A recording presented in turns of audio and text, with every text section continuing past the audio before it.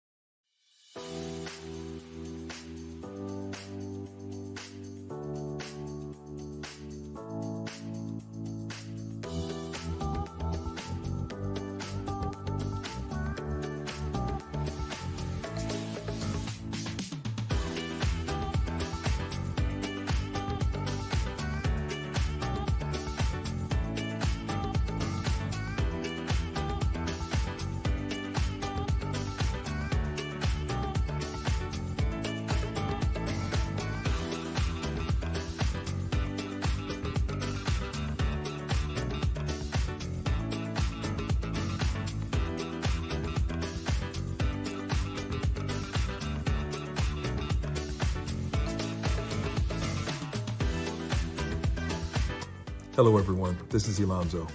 Want to know how to get your first cloud job? Then please register for our webinar. We'll teach you everything that you need to know and answer your questions along the way. Hope to see you there.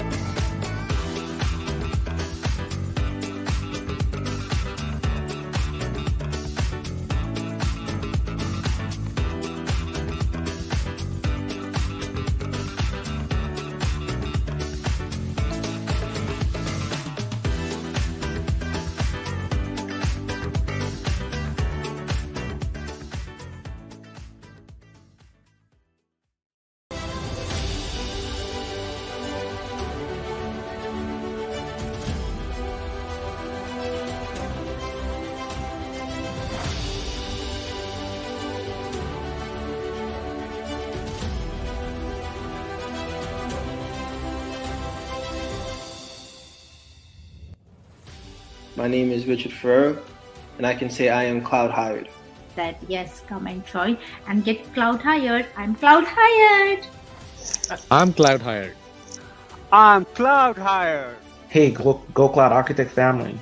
I'm cloud hired. But I'm cloud hired, guys. So I'll just say I'm cloud hired. I'm cloud hired. I'm cloud hired thanks to Go Cloud Architects. It worked for me, and now I'm cloud hired. Because of Google Architect program, I am cloud hired. See! I am cloud hired. Thank you, Mike and the GlowCloud team.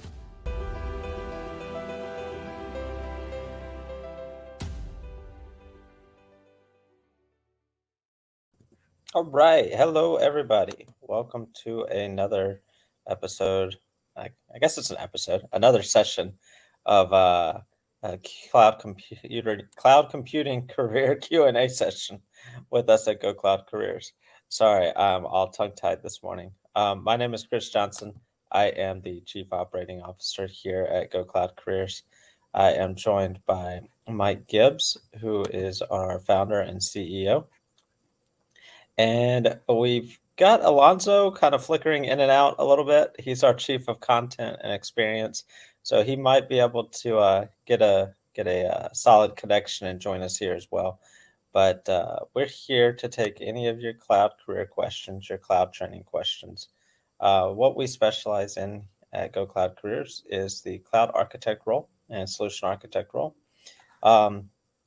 So what if you've got any questions like what is a cloud architect or what is a solution architect, how to become a cloud architect or how to become a solution architect, feel free to ask those. If you've got questions about the cloud architect versus the cloud engineer or the cloud engineer versus the solution architect, we'll answer those for you also. But any cloud architect job or cloud engineer job questions, we'll take and answer for you. Who knows, if you ask us about DevOps, we might have an answer. I don't know how good it'll be, but we'll have an answer. But yeah, so let us know where you are from in the chat box. Looks like Alonzo got in here with us there. Hey, Alonzo. There's Alonzo. So that's Alonzo, our Chief of Content.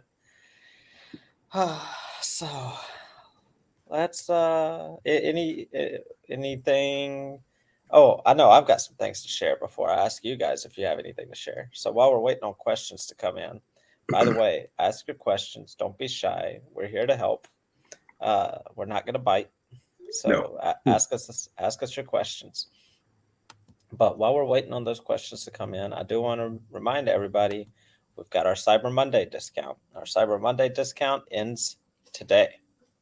So make sure to take advantage of that before it is gone. That Cyber Monday discount is 35% off of our Cloud Architect training. Our Cloud Architect training includes hundreds of hours of on-demand content, previous class recordings, upcoming live classes. You get access to 3 live classes a week. You can't find that anywhere else at this price. For the price of now, according to Glassdoor, for the price of 1 day's pay for a cloud architect, for the average cloud architect, you can enroll in our Cloud Architect Career Development Program. So make sure to take advantage of that. It will not be at this price ever again. Never. So make sure to take advantage of that while it's here. It ends today. So the next thing that I want to make sure everybody is aware of is our How to Get Your First Cloud Job webinar. We do that at least once a week. You can register for our upcoming session. Our next session will be Thursday next week. You can register for that session on this webinar. It's free to you. We will discuss everything from why we created our program and our training and what our experience was to what hiring managers want, what a cloud architect actually is, how to deal with HR, or how not to deal with HR, and then how to actually become the ultimate cloud architect and get your first cloud architect job. So make sure to register for that. The link is in the chat box and in the description. And then I also want to make sure that everybody remembers that we've got our updated AWS exam guide that you can get. The link for that is in the chat box and the description. So make sure to get your copy of that free resource if you're trying to prepare for the AWS certification. All right. Let's see. Don't think I've got anything else. Let's see. I don't have any questions in the chat box either. Where's everybody at this morning? Ask us your questions so we can help you build your optimal and best career. Everybody's being quiet. Maybe they're too busy absorbing all the AWS information. Which is pretty much the only question there from Zex Marquise. Let's see. There we go. All right. So I haven't had the opportunity to watch any of it this week. So has Mike or Alonso, have you had the opportunity to watch any of the or read about any of the stuff from AWS this week? I have, and I've been part of these shows now for decades. And here's really what they are. Here's all my new stuff I want you to sell. Only use my stuff. My stuff is the greatest. Hey, by the way, this brand new thing that was really 20 years old, we renamed it. It's brand new and exciting. So, Zach Marcus, the value of these things for me is as follows. When you go to these conferences and you're there, and AWS or any vendor that does this is so busy trying to say, buy my stuff, buy my stuff. The good news is people like Aviatrix will be there, and Cisco will be there, and Palo Alto will be there, and Juniper will be there, and Versa will be there, and all these wonderful technology companies will be there. So when you go to these shows in person, at least, you get to network with professionals from all across the organization. And that, I believe, is a highly valuable opportunity. But this is really just a sales conference. It's like, buy my new and exciting stuff. So take these, whether it's AWS or any manufacturer, with a grain of salt. Is promotion for why you use their stuff. And what do they push at all these conferences? The proprietary things that lock you into a single vendor environment, which preclude innovation, which preclude multi-cloud architecture. So take it. I do suggest going. There is value in learning the new stuff, but there's more value in going to these things and really networking with other organizations and finding a lot of great people that work with lots of companies. Because if you're going to be an architect, Zach, you're never going to be just using just AWS. You're going to be using 100 different company stuff in your architecture. And here's your chance to get to know people in all those places. So love these conferences for those reasons. Yeah, one piece of information I know that we found out this week was about the about AWS opening up a location in Lagos, Nigeria. Yeah, So that was awesome. That was some exciting information. Big feat. Yeah. And I'm wondering if they open that up, then they're probably going to have a new point or increased points of presence in the area, increasing latency and so forth. They will definitely most likely have something in Africa, which means, the office, who knows what they're doing there. But, they are putting things in South Africa. I believe they put something in Lagos as well. And then, who knows, it looks like Cameroon is kind of blossoming from a tech perspective as well. So kind of keep all those things in the back of your mind. I think that is great. It's nice to see some exciting things there. Personally, I see a huge future for Africa. Highly educated workforce that's highly motivated, that wants to work. And in today's world, it's pretty hard to find highly educated, highly capable that wants to work. And see a lot more going there soon. I know we have employees in Africa now, and we'll continue to expand that. All right. So our next question is, how would you advise a DevOps engineer that wants to become an architect to switch? Of course. I'll let Mike handle that one. So the first thing that we need to understand is that an engineer and an architect are kind of like a lion and a bear. Two completely different animals. Both are good, but they're different. So what an architect does, and the architect role is a hybrid role. It's between 50 and 80% business and 20 to 50% technology. So the things that you need to learn first, I'll go through the business side, because honestly, without the business, you can never get these jobs. And then I'll go through the technology, because you need to know that too. One thing I want you to remember, and I'm pretty sure that you had sent a message to me on LinkedIn, and I know my executive assistant told me he responded to you and invited you to this conversation this morning as well. So remember, architects never touch the technology. We don't touch the tech. We design it, we present it, and sell it. So the first things that you need to learn are the business pieces, which is how to sell, because that's 30% of the job.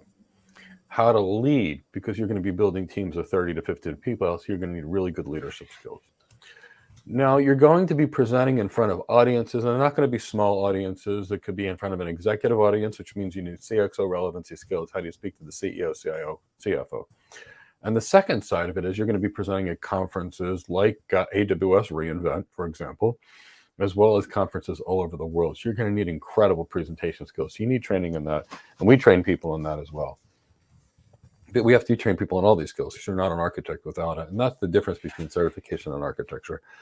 Then the next thing that you need to understand is that you're going to be running thought leadership documents. You're going to be learning how to respond to an RFI, request for information, RFP, request for proposal, RFQ, request for quote or pricing, which is a lot of what we do. You need special emotional intelligence training for these roles, because you're going to have to manage large teams of people that may or may not even work for you. Now, the next phase comes to the design phase. And, we don't need to know the name of these silly services and how to configure that services. And if we use those silly service names to our customers, we walk in the room with an executive, we get fired, and our replacement says, "Thank you for the nice job." So we need to understand the following technologies, not how to configure them, but how to design them. This includes BGP as a routing protocol, to some degree interior gateway protocols such as OSPF. It means learning IP addressing, subnetting, supernetting, route summarization, route aggregation, those kind of concepts. It involves learning which type of WAN technology to use, whether it's IPsec, SSL, Ethernet over MPLS, private line, software-defined networking, and SASE. It involves learning the switching concepts that you're going to be using for your WAN, VLANs, VLAN tagging, VLAN trunking, things like 802.1q tagging. It means learning things like port channel, ether channel link aggregation groups, DNS, DHCP, ARP, proxy, ARP. And it means learning NAT because you're going to be using NAT constantly. And it's not going to be NAT to the internet, although that'll be part of it. It'll be NAT for when a company A purchases company B and they've got overlapping IP addresses. On the data center side, it's really the network. It's really things like servers and server virtualization and containers and container orchestration and the various storage area networks, how they work.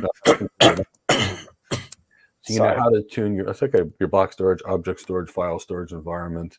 It's learning what kind of databases to use and when to use them, whether they be NoSQL databases, relational databases, or data warehousing things like Postgres, which some people call a relational database, but it's typically used as a data warehouse. It will involve understanding of the business applications necessary to solve a company's business problems, unified communications, ERP applications, CRM applications, and many more. And that involves high security, things like next generation firewalls, IDS, IPS systems, VPN concentrators, not the stuff that's taught in the AWS Advanced Security.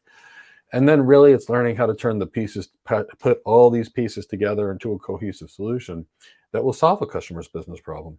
Because here's the job. You're going to walk into a customer and going to say, "Hey, we want to modernize our WAN and save 13% on our costs." And you're going to be like, "Oh." Or it's going to be like, "We have a lot of errors in manufacturing. Help us deal with this. How can we get our manufacturing better?" They're not going to give you a piece of paper and say, "Build this," like an engineer. So it's really that.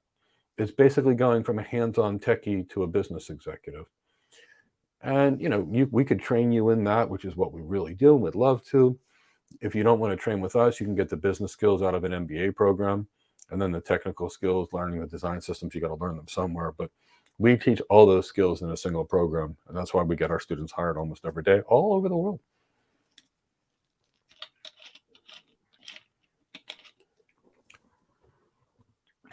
All right. So again, hey, everybody, don't be shy. Bring us your questions. Yes, our whole goal here at Go Cloud Careers is to help you reach your goal of being hired or promoted. We've helped people do both. So our next question, Mike, you don't get to answer this one. This one is for me and this one's for me and Alonso. Yeah. So Big Jerry says, "Hey, Mike, I had to say that what you guys are doing is so refreshing in this space. How do y'all keep it up?" It is a labor of love, Big J. It is a labor of love. We one thing about Chris and Mike and myself is that we do what it takes to ensure that you all have the effective means to become cloud architects. So we burn the midnight oil, if you will. Then we get together in our own inclusive tanks like we did last night. We get into the labs, we formulate, we strategize, we get things done because we really want everyone to succeed. We have a deep passion for what we do, how we get it done, and for whom we get it done. So how would you clarify and support that? I would agree with you that it is a labor of love. It is, but it's fun. And I think that's the important part about all of this, and which goes into our training as well, is that you have to love what you're doing or what you desire to do. And so, we get asked a lot about what do I do? What can I do? What should I do? What blah, blah, blah, blah, blah, blah. And our response to every single one of these is, what do you want to do? What do you like? because at the end of the day, if you don't like what you're doing, or you don't enjoy what you're doing, then you can't make it enjoyable. And apparently, we make it enjoyable for Big Jerry, and I'm sure we make it enjoyable for others. So I think to answer the question of how do y'all keep it up, we love what we do. We're driven by success. And by that, I mean, we're driven by our community's success. So every time we are notified of someone's success, that's just like refilling our gas tank. It's just, or putting another log on the fire. That's just, yeah. Yeah, I like that question. That's a good one. Me too. Yeah. Now, it's difficult. It's very difficult. Like, so just to lay out some numbers, I'm a facts kind of guy. I'm a facts and numbers kind of guy. So most people probably don't realize how much work it is. We're here. We're either here or we're here and in our classes, or at least 2 or 3 hours a day talking straight. Some days, Tuesdays are our longest days, where we're talking for up to 6 to 8 hours straight. And when I say talking, I mean we're constantly talking. Which I'm sure people have realized Mike is kind of in a talking timeout, or a talking. He's got a talking timer now. So we spend upwards of 20 or 25 hours a week just in these type of situations where we're talking, which unfortunately means that we're not being productive from an operational standpoint. So then you got to tack on 40 hours of productivity on top of that. So yeah, it's it's a labor of love, and I love it. It's great. Might drive my wife up the wall, but I'm sure she appreciates that I'm happy doing what I do. So yes, and I think I speak for the rest of our team, because there's so many more than just the three of us that are involved in this. One of the difficult things that we run into is that we are a worldwide organization. So I go to bed at 10 p.m. Actually, I go to bed at 9 p.m. But someone that's in Africa is waking up when it is 3 a.m. for me. And so we're getting messages and notifications and emails and dings and dongs and beeps at 3 o'clock, 4 o'clock in the morning. So I do have to work really hard to make sure that our team realizes that they do have to stop sometime every day to take care of themselves. So that was a good question. I like that one. So is there going to be a discount on the Go Cloud Architects program anytime soon? Or is there a structure for payment for the program, e.g. installments? Yes and yes. There's a discount right now. There is a discount, the Cyber Monday discount. And that is 35% off. And that discount is eligible on both the payment plan and the full payment. So right now with that discount, our program will be $649 for full payment, or 3 payments of $227.50. You can, a member of our team should be putting the link for that in our chat box in just a moment. So you can click that link. It will take you straight to the page, and you can click the price and choose either the full payment or the 3 monthly payments by clicking the price. So definitely take advantage of that. That ends today. So today. We announced And it. We announced it on this Monday. will not get any better than this ever. So take advantage. Yes, unfortunately, this is the last time our price will ever be this low. We have 4 MBAs in our program, 2 PhD business school professors, 2 other people with master's degrees. And it takes a lot and costs a fortune to actually to do this. Plus the inflation we've had, we work so hard to make it what it is. But the reality is, with the inflationary environment, we just have no choice but to raise prices after this. So it's the lowest price it'll ever be. All right. So our next question is from Altair76. I'm sorry, guys. I got a tickle in my throat constantly today. Alonzo, can you read the question?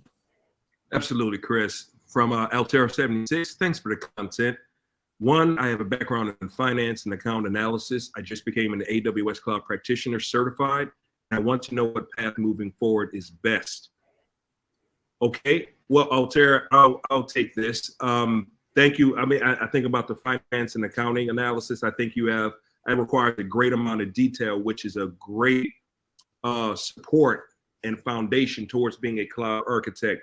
Now, when it comes to being a cloud practitioner, I myself went down that path. One thing that I would like to stress for you is that the cloud encompasses everything far beyond any cloud service provider, such as AWS, Google Cloud, Azure, IBM, Oracle, and so forth. We talk about and we teach a full suite into what the agnostic cloud is, what it does, and when you would use it. Now, when it comes to many organizations, they don't rely on just one cloud service provider. That's like living in a house with one in and out.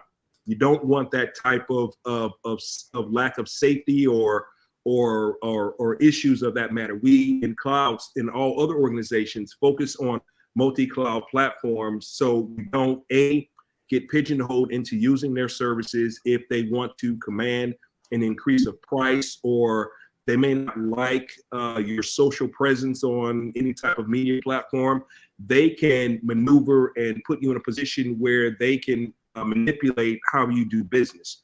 And they may not they may not also have the technical means and resources needed to increase your business, excel at your business, and be able to promote and maneuver your business over the course of time. So what we provide is a full suite of what the agnostic cloud is without pigeonholing yourself into one particular resource that may not be sufficient for architectural needs when it comes to providing services for an organization that needs that. So team, is there anything else that you'd like to provide and support those answers with?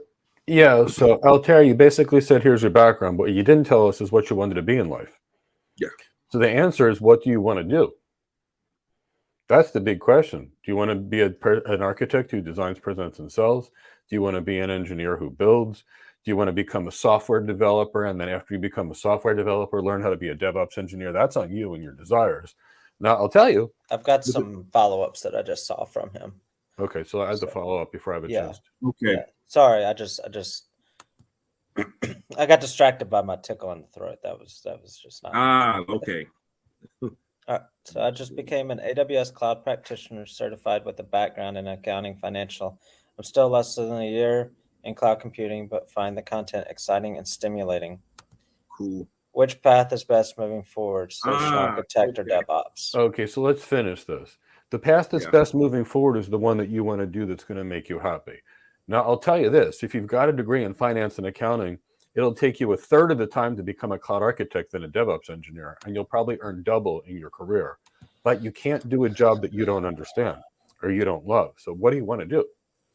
Remember, an architect designs, presents, and sells, and it's 50% business and 50% design. DevOps, you're going to have to become a software engineer first.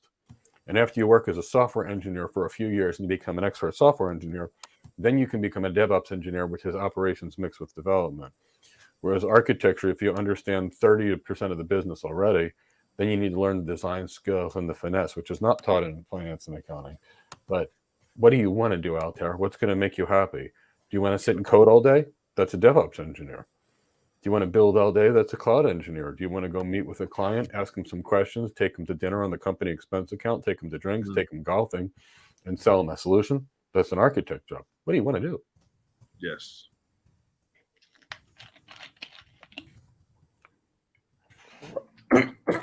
Excuse me. Yeah, definitely. It goes back to what we were talking about earlier. you gotta do what you gotta do what you love. Yeah. Putting yourself in a position of doing something because it's the best based on your experience, or it has the best opportunities or the best potential. If it's not something that you want to actually do, then it's going to be like putting a square peg in a round hole. So yeah, definitely share with us what it is that you want to do, and we'll be more than happy to answer. All right, so Alonzo, if you can read this next one for me. Absolutely. Oh, there we go. From Hakeem Abdullah Hamza. Hey, Mike, can you give an example of helping a customer solving a problem using the STAR interview technique? It's a good question. Hakeem, we give away as much as we can for free on YouTube. This is the kind of how to be an architect and how to get hard work that we teach in our Cloud Architect Career Development Program. So if you're a student, ask a question in class and we'll easily teach you how to do that. And if you're not, this is what we actually teach in class. This is one of the many things that are part of getting hired. But we did make a quick, easy video for you where we covered it in a topical layer on YouTube, and we'll pop a link to that for you just to give you a sample.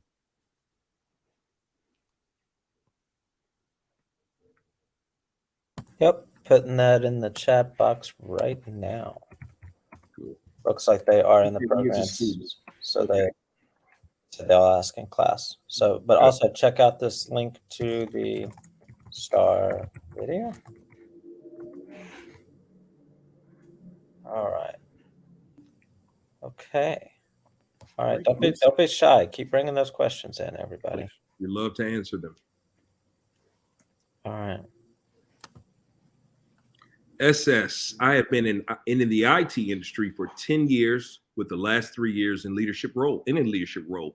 I have several cloud certifications, looking to move into a cloud role, but I am getting rejected based on my resume. What are the next steps? Well, you didn't tell us what cloud role you're interested in. And I'm going to tell you right now, certifications are meaningless when it comes to getting hired. The key is having the knowledge and the capabilities. So maybe you could tell us which cloud role you're interested in, and then we can tell you the things that you need to learn there. But like the managers tell me, Mike, I'm done hiring people with paper certifications. They're not important to me, and they haven't been for 15 years, ever since you can buy copies of the exam or pay people to take the exams for you, which most people do. Yeah, and just without even having an answer from them, if they have 10 years of experience in the IT industry and they're trying to move into a different career, then they're just I'm 99% certain that their resume is not presenting what they want. Right. It's you're presenting the completely wrong thing. So that's you need to, without getting a follow-up answer. When we do get a follow-up answer, we'll be able to go further. But I'm just most likely, based on experience, your resume needs work. Yes. It needs to be improved to show what you're actually capable of, what you actually want, what you can actually do, and how that relates to the role that you're trying to get, not what you've done in the past. Right. It needs to be a straight line of competency, a straight line of understanding and defining what you're trying to present to the hiring manager, because and they have very little amount of time to go through each day. How many, thousands of resumes a day, and they don't have the time to disseminate or assume what you want. So they tend to move it to the side and on to the next one. Yeah. And that's something that we cover greatly in our programs, but just right off the bat, I'm pretty sure that it's you're presenting the wrong picture. And for example, and I'm not going to go into too much detail, For example, if you wanted an architect role and you have all these engineering buzzwords and certifications, you look like an engineer. And like hiring managers say, I don't want an engineer and an architect, I want an architect. So the question is actually, what do you want? Now, you just gave us two different opposite careers, cloud engineer and solution architect. They require resumes that are so different from each other. In fact, when I see cloud architect and cloud engineer on the same resume, I toss it in the trash. And the reason I toss it into the trash is as follows. If the person doesn't know the difference between a systems designer and a systems builder, we know they don't know the role at all, and it's not even worth our time to talk to them. So that's what's going on, is you haven't figured out which job you actually want yet. And because you don't even know which job you want yet, you're not in a position to tell the hiring manager who you are. Yep. All right. Glad we could help. Yes. It's like having a resume that says, I'd like to be an airplane pilot and a flight attendant. And a submarine pilot. Yeah. Which are you? And a mechanic. And a mechanic. Yeah. All right.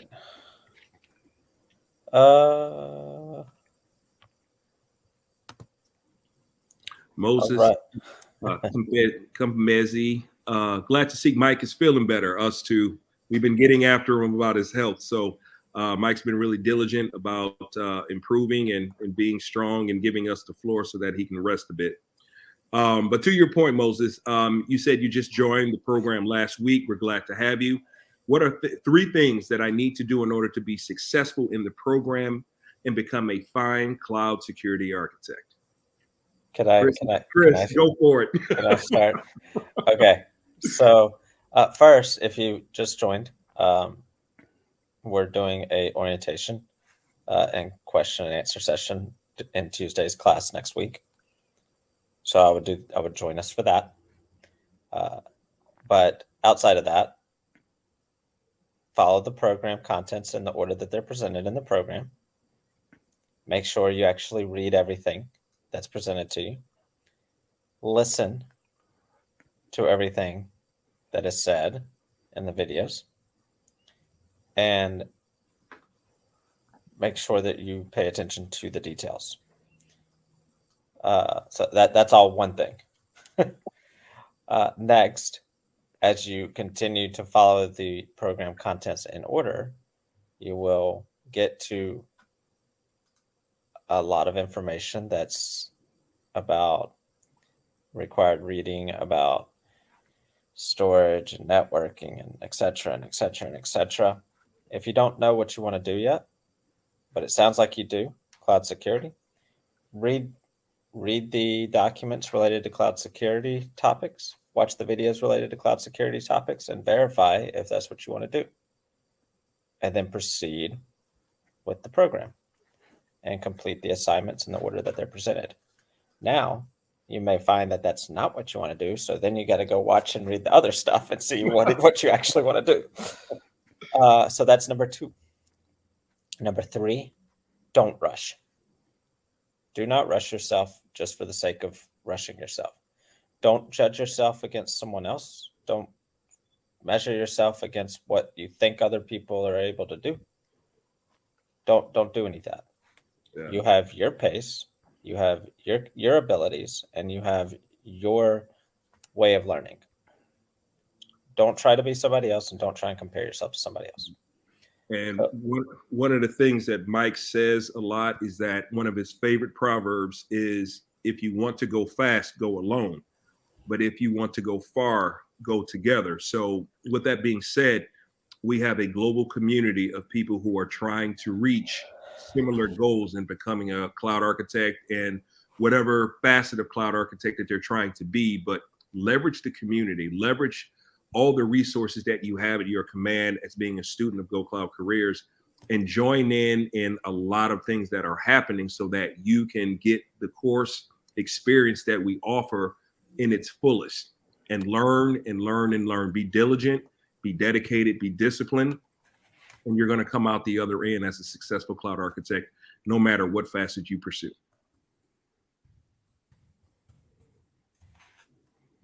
All right. So I missed a question earlier that I didn't mean to miss. So Matt Overcloud asks, how long does one have access to the labs after enrolling in the course? 3 months or 6? Okay, so let's talk about the labs. The labs are the last thing you should be thinking about when joining our program. The labs are not meant to be started until a specific point in the program. Going back to my previous comment about don't rush.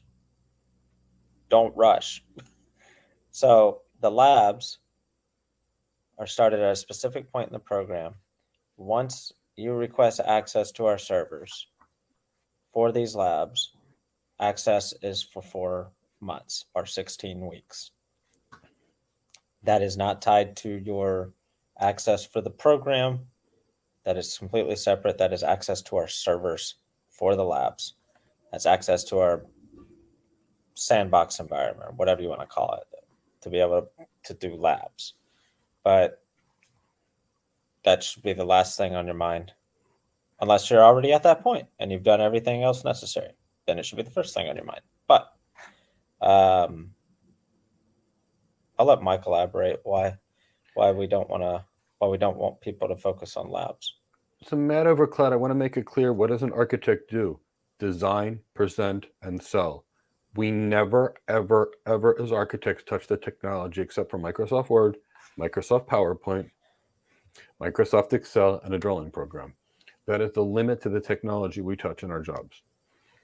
Now, we have the labs in there for one reason and one reason only. When a hiring manager says, have you done this before? We want to be able to say yes. And we do labs that look good on your portfolio. We have 2 kinds of students. We have students that basically check everything completed and do the labs. They are not successful. And then we have students that learn to become an architect, and when they're somewhere around 40, 50% through the program, they start doing the labs, they become highly successful. Because the key is we need you to learn architecture. We're not teaching cloud engineering, we're not teaching cloud administration, we're teaching architecture. So the labs are the last thing. We have plenty of people that have gotten hired that never even started the labs. But we're never going to have somebody that just does labs and gets hired. So you have access to the labs for 4 months, do labs, which would probably take you 2 weeks to do if you did 1 lab every day or less.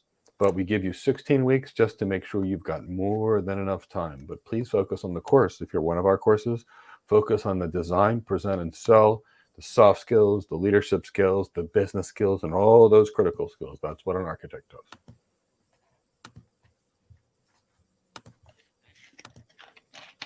All right, so let me go back because that was one that I missed earlier. So I want to get back in order here.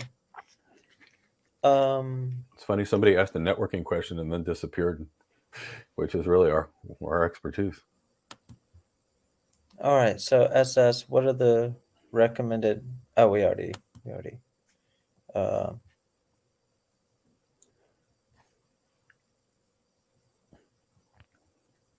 Okay. All right. So this is where I found out I missed that question previously. All right. So that, Alonzo, I'll let you read that one. Okay. Matt Overcloud, you missed my previous question, but my other question is, cloud architect same as system design? Is it cloud architect the same as system design, or is there a difference? That's how I'm trying to disseminate your question. I'll address that. So system design could be anything. System design could be the design of a graphics processing unit. System design could be the architecture of a motherboard. Now, cloud architects do system design, but what is system design? And that's the question. Typically speaking, system design could be something an architect does if it's end-to-end system design, or system design might not be. There's also something called the design engineer, and they do system design as well, but what they don't do is sell it to their customer, have the same level of executive presence and business acumen. And a design engineer, therefore, gets paid about half of what an architect pays. So Matt Overcloud, sometimes it's the same job, and sometimes it's a very different job. You'd have to know the context of the position.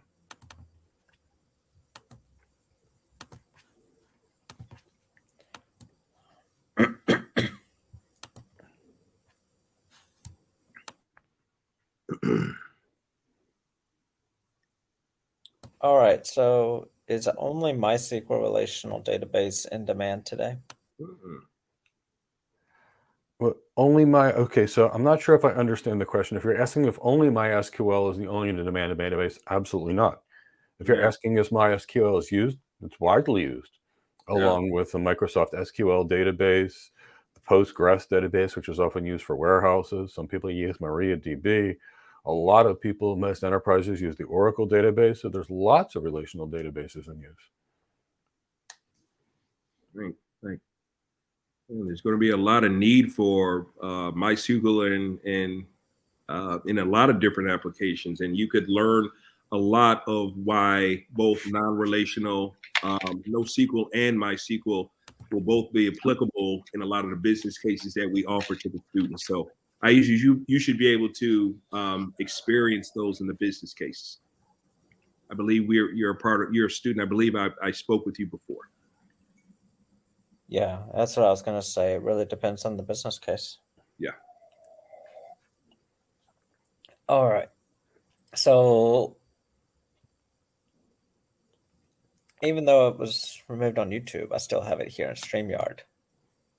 Any networking guys having scope in cloud computing? We got one right here. Well, Nikhil, my CCIE number is 7417.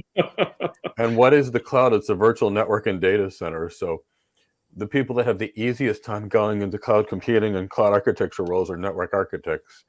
So yes, lots and lots of networking guys here. And networking has a huge scope in cloud computing, either as a cloud network engineer, cloud network architect, or cloud architect in general.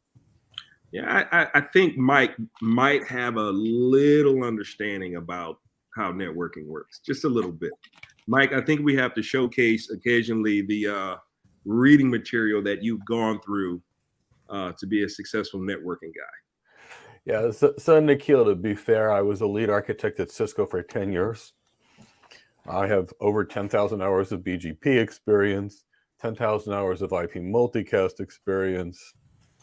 I've written documents on multicast at Riverstone Networks that are actually being used by Cisco's troubleshooting department 20 years later. And I've traveled at least 1 million miles teaching people about networking and consulting in networking. So lots of networking has a huge scope in cloud computing. Huge scope in cloud computing. And Joe Millen was one of our students. And when he came to me, I said, Joe, a CCI like you, coming from Cisco, I'll get you hired by AWS within 4 months. I said, normally it could take about 8 months, but for a CCI network guy like you, 4 months. 3 weeks later, he was hired as a solution architect or a senior solution architect by AWS. So huge correlation between networking and cloud computing, because all the cloud is a virtual network and data center.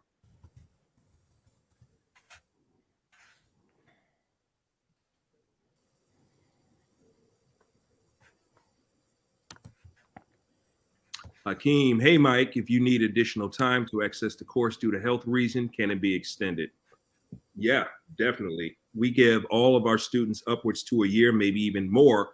We understand life happens. You may have a family, you may have sick relatives, you may have responsibilities outside your realm of being able to consistently work and become a cloud architect. We understand that. And that's what we pride ourselves on, is that we are not a puppy mill, if you will. We don't start you off, give you a certain amount of time of expectation to complete the work and kick you out. That is the farthest of what we do. We want to make sure that we realize our goals at Go Cloud Careers is that it's transforming you into the best cloud architect you can be.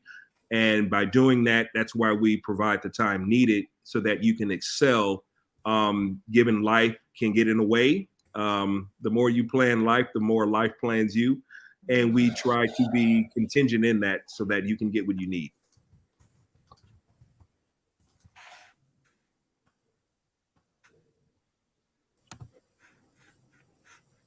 Chims, is designing platforms like Twitter, YouTube a cloud architect's job?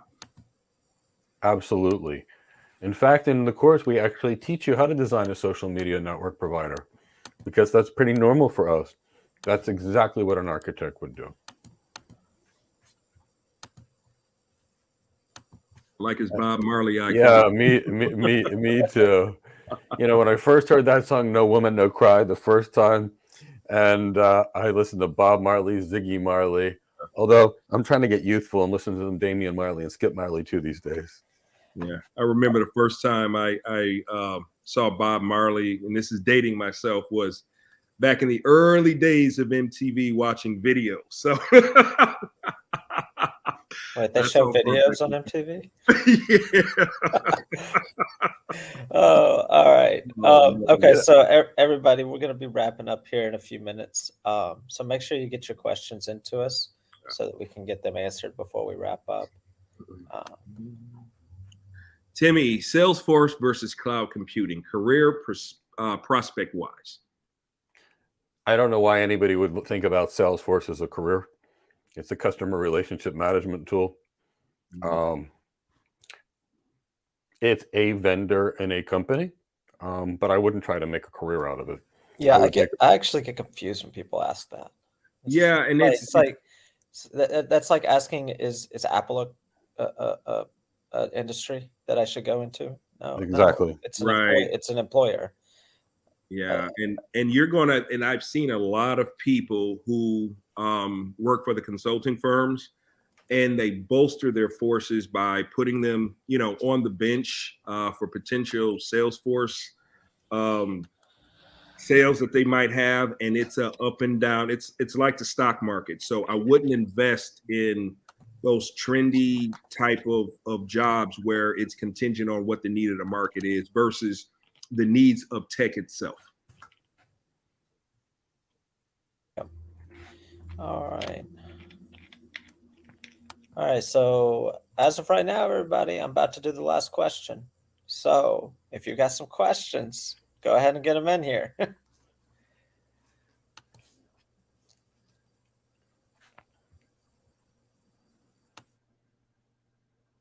So this one says, Mike, Chris, and Alonso, thanks for imparting the world. As a cloud security architect, most you learn, is that same? I'm thinking that's must you learn coding and network addressing? Yes, no, and then yes. No on one and yes on the other. Bliss, I'm going to make it clear. Architects don't touch the tech. We don't code. We don't configure. We never touch the tech. We design, present, and sell. Now, you can't design anything if you don't know how to do IP addressing. But we don't code. We don't configure. I left engineering for architecture 25 years ago. That was the last time I touched a router, a switch, or a cloud environment. Architects do not touch the technology. We design, present, and sell, take our clients to dinner, go to lots of meetings, play lots of golf, but we don't touch the technology.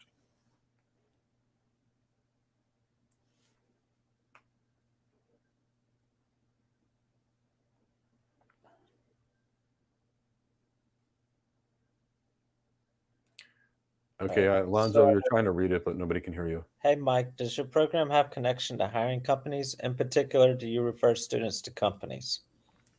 Sharmark, we have students working in AWS, Azure, Google, Apple, JP Morgan Chase, Deloitte, Bearing Point, Accenture, and every major company you can imagine. These companies aggressively recruit our students beyond belief. Our students get bombarded every single day by these companies. Do I refer people? When people take our live course and I know them and employers call me almost every day and say, yes, I need someone, I do lots of referrals. But only with students that I know and only with students that are participating in class and doing a great job, because I've got an agreement with employers and recruiters. If they call me and say, Mike is the person good, I will only send them people that will get hired on the first job interview. And here's the reason why. Recruiters can't send bad candidates to hiring managers or they lose their job. So yes, I refer lots and lots of people. And a chief information officer and chief technology officer asked Chris and I a few weeks ago, hey, one of your people that we tried to hire didn't take it. Who else can you give us? That's the kind of thing that happens to us all the time. People at AWS call us and say, Mike, who do you got for us? Then they come and visit us at AWS. So, yeah, all the time. Yeah. And we have an increase in salary, don't we, Chris? The market rate for cloud architects? Yes. So last year, the average salary for a cloud architect in the U.S. was $153,000, according to Glassdoor. And in just a year, that average has increased to $196,000, which I find very interesting because if we boil this down, The only thing that could have happened in the past year to make that increase go up is people with no experience getting these jobs. Yeah. And, so like somebody, it's not like somebody with 10 years of experience just got added to this formula. No, it's like, so these are people with 0 to 1 years of experience that are now being calculated to make that increase jump 43,000. Yeah. So I find that very interesting. And you think about if they were employed before, then they would have already been calculated in that 153. Yeah. Yeah. And you better believe it has nothing to do with certification. No, it has nothing. Yeah. It's really funny. About 6 months ago, I had a student. She never worked in tech in her entire life. And she had a $150,000 job offer from a nice company. And she says, Mike, I'm negotiating it. And I said, is this a $100,000 raise over your previous job? And she said, yes. I said, why would you negotiate this? This is a good thing. Well, she negotiated and got another $20,000 on top of it. And that was someone that never worked in tech in their life. So yeah, they're going up. And if you adjust for inflation, you would add 8%. But we're actually dealing with about a 20%. What's really going on is initially employers started hiring these engineers as architects.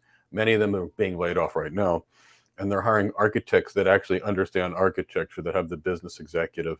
And as you see the higher end job descriptions for like these $800,000 jobs, they say, explain the complex and make them simple. So yes, I would kind of keep that in the back of your mind.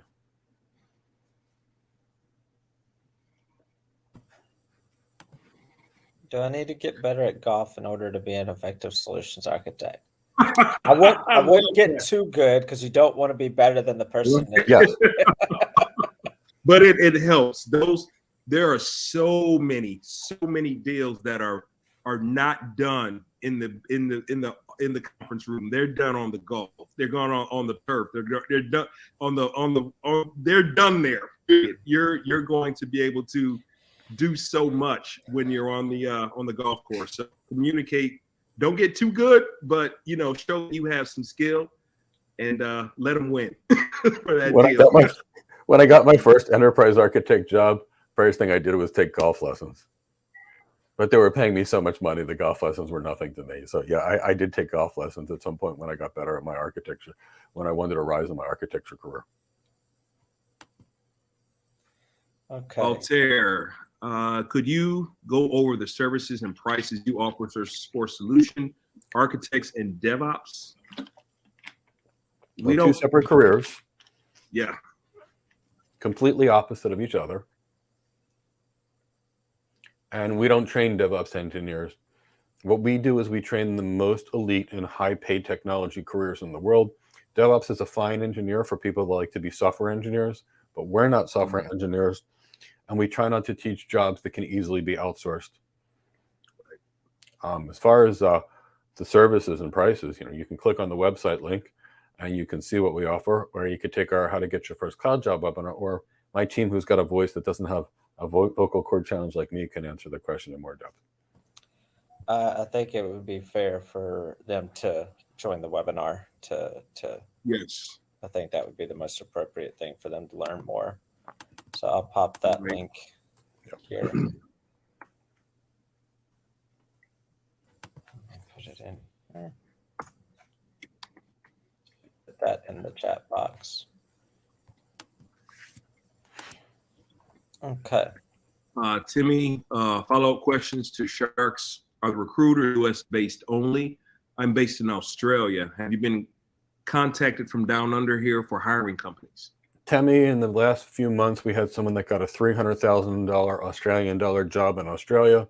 We've had lots of people get hired in Australia as well as New Zealand. Now, New Zealand kind of impressed us because it's mostly rainforest and it's beautiful. And I've spent a lot of time in Australia. So yeah, we've got plenty of people getting hired in Australia and even New Zealand. New Zealand's beautiful, by the way. It is. It is. They, I think they did a lot of those scenes in Lord of the Rings from out there.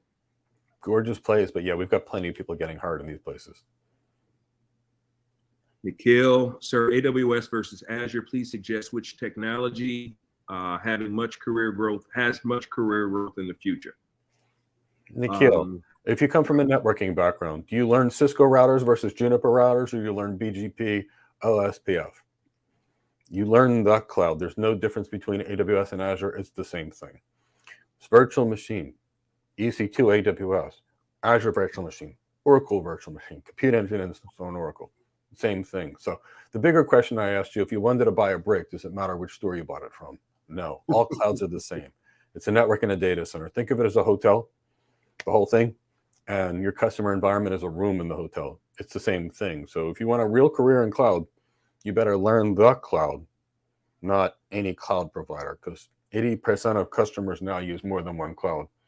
Right. So do you want to learn to drive a car, or do you want to get certified and master driving a Honda, but not know how to drive a Ford, a Chevy, or Mercedes, or BMW?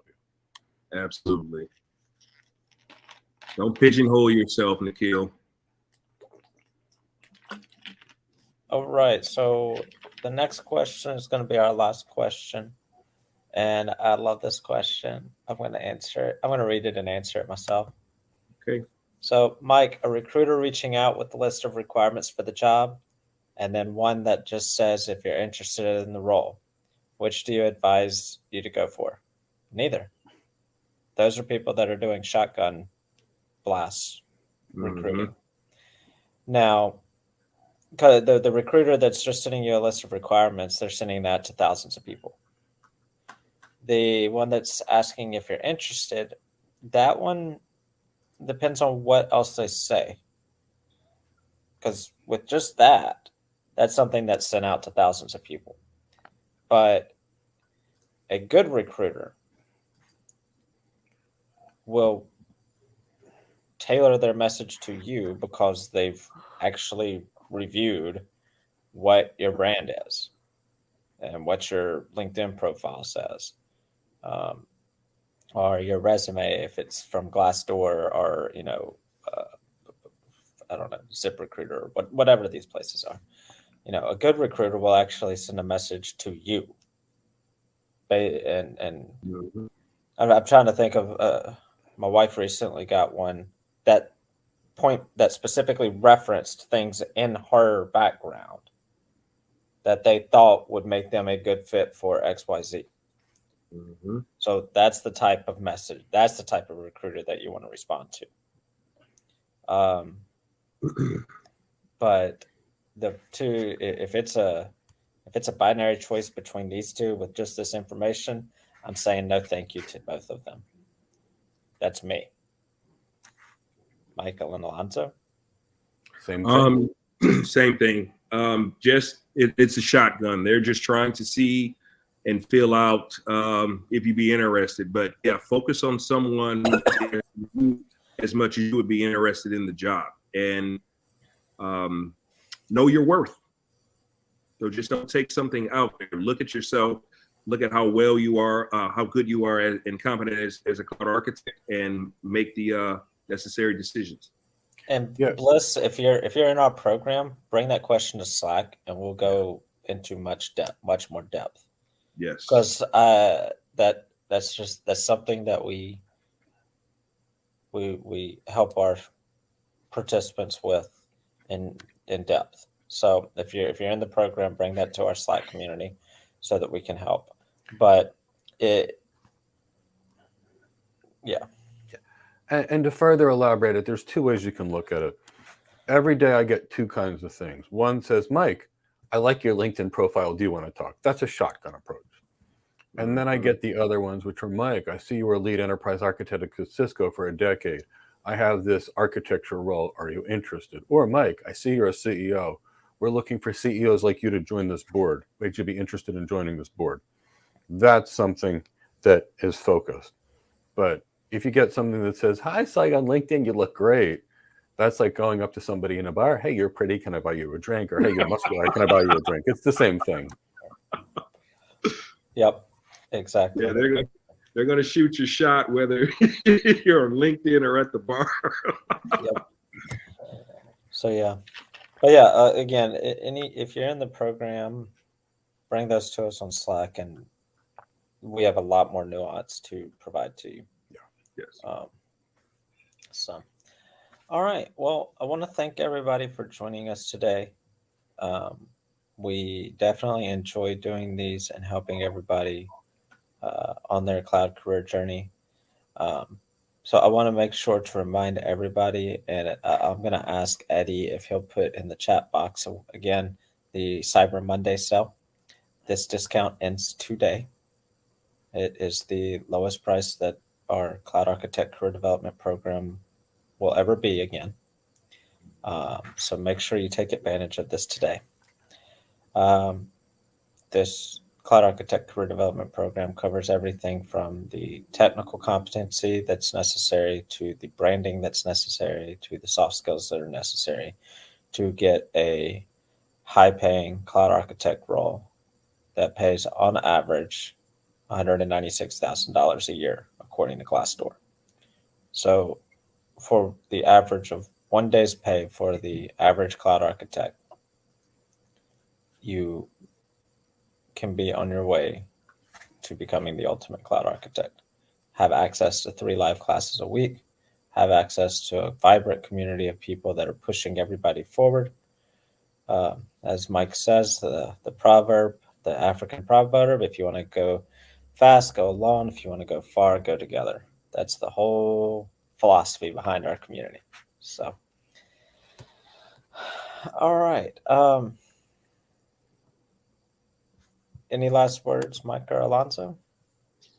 Well, as always, it's a pleasure answering your questions. We're excited to have you as a student. If you already are a student, continue to work hard. We're here for you. We really enjoy you being a part of the community.